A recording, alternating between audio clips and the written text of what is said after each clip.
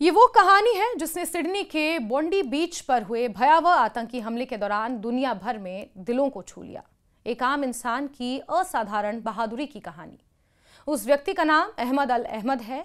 एक ऐसा नाम जिसने उस दिन सिर्फ अपनी ही नहीं बल्कि अनगिनत लोगों की जानें बचाने की मिसाल कायम कर दी। 25 की 14 दिसंबर की शाम को सिडनी के प्रसिद्ध बोंडी बीच पर यहूदी समुदाय हनुक्का के त्योहार का जश्न मना रहा था। यह त्योहार प्रकाश और आशा का प्रतीक होता है, जिससे जुड़ा माहौल इजराइल सहित दुनिया भर में खुशी का होता है। लेकिन इस बीच आतंक का एक भयानक रूप सामने आया जब दो बंदूकधारी ने उत्सव में मौजूद लोगों पर अंधाधुंध गोलियां बरसानी शुरू कर दी। पुलिस और अधिकारियों ने इसे यहूदियों को निशाना बनाकर किया गया एक आतंकवादी हमला बताया है।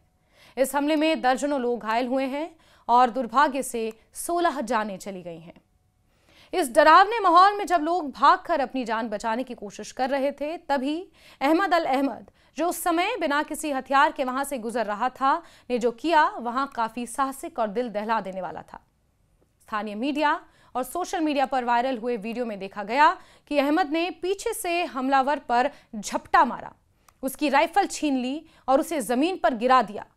यह दृश्य इतना नाटकीय और साहसी था कि देखते ही देखते वो पूरे देश में चर्चा का विषय बन गया। अब आपको बताते हैं कि आखिर कौन है अहमद अल अहमद। अहमद की पहचान 43 वर्षीय फल विक्रेता और सिडनी निवासी के रूप में हुई है। वो सिडनी के दक्षिण उपनगर सदरलैंड में रहता है और फल की दुकान चलाता है। परिवार वाले बताते हैं कि अहमद के पास बंदूक चलाने का कोई अनुभव नहीं था, फिर भी उसने खतरे की परवाह किए बिना किसी ट्रेनिंग के हमला करने वाले व्यक्ति पर हमला किया। उसके इस साहसी कदम से वहां मौजूद कई लोगों की जान बच गई। जब गोलियां बरस रही थी तो वीडियो में अहमद को पहले पार्क की कई गाड़ियों के पीछे छिपते हुए देखा गया। जैसे ही सही मौका मिला, उसने न केवल हमलावर पर दौड़ लगाई बल्कि उसे अपनी गर्दन से पकड़कर नियंत्रण में ले लिया और उसकी राइफल छीन ली। इस बीच खुद भी उसे चोटें झेलनी पड़ी। उन्हें 2 गोलियां लगी, एक हाथ और एक कंधे पर। तुरंत अस्पताल में भर्ती उसे करना पड़ा। उसके चचेरे भाई मुस्तफा ने बताया कि अहमद को सर्जरी की जरूरत है और उसका इलाज चल रहा है। परिवार और दोस्त उसे पूरी तरह से हीरो मानते हैं और उसकी जल्द स्वस्थ होने की कामना करते हैं। उसकी बहादुरी पर केवल आम लोग ही नहीं बल्कि ऑस्ट्रेलिया के प्रधानमंत्री एंथनी एल्बनीज ने भी उसे हीरो कहा और उनके साहस की सराहना की। न्यू साउथ वेल्स के प्रीमियर क्रिस मिन्स ने इसे अब तक देखा गया सबसे अविश्वसनीय दृश्य बताया और कहा कि उनके इस कदम ने कई लोगों की जानें बचाई। वाकई ये बात दिलचस्प और प्रेरणादायक भी है कि अहमद किसी सुरक्षा अधिकारी या विशेष प्रशिक्षित श्रेणी का व्यक्ति नहीं था। वो बस एक आम इंसान था, एक पिता, एक फल विक्रेता। लेकिन उन्होंने ऐसे क्षण में जब भय, अराजकता और मौत चारों तरफ थी, निर्भीकता यानी कि बिल्कुल भी डरे और सहमे नहीं और खतरे का सामना किया और दूसरों की रक्षा को अपनी प्राथमिकता बनाया, अपनी प्रायोरिटी बनाया। इसी वजह से लोग उन्हें सिर्फ ऑस्ट्रेलियाई हीरो नहीं मान रहे बल्कि दुनिया भर में उनके साहस की, उनकी निडरता और मानवता की मिसाल के रूप में चर्चा कर रहे हैं।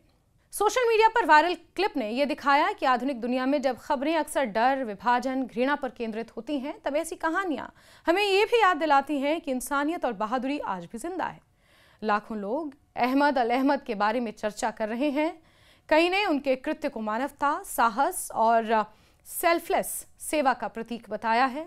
उनके बारे में एक ट्वीट में लिखा गया कि जिस दुनिया में क्रूरता और घृणा पनप रही है, ऐसे में अहमद अल अहमद जैसे लोग आशा की झलक हैं। हालांकि यह हमला एक गहरा दुख और भयावह घटना रहा जिसमें कई निर्दोष लोग अपनी जान गंवा बैठे, लेकिन अहमद की वीरता ने उस अंधेरी घड़ी में प्रकाश की किरण सा काम किया। उनकी कहानी इस बात का प्रतीक है कि जब भी सच्चाई, साहस और दूसरों की रक्षा के लिए कोई कदम उठाया जाता है, वो केवल एक व्यक्ति की नहीं, पूरी मानवता की जीत होती है। इस घटना ने दुनिया को दिखाया कि न केवल संघर्ष और विभाजन है बल्कि ऐसे लोग आज भी जिंदा हैं जो बिना किसी स्वार्थ के दूसरों के लिए अपने जीवन को जोखिम में डाल सकते हैं।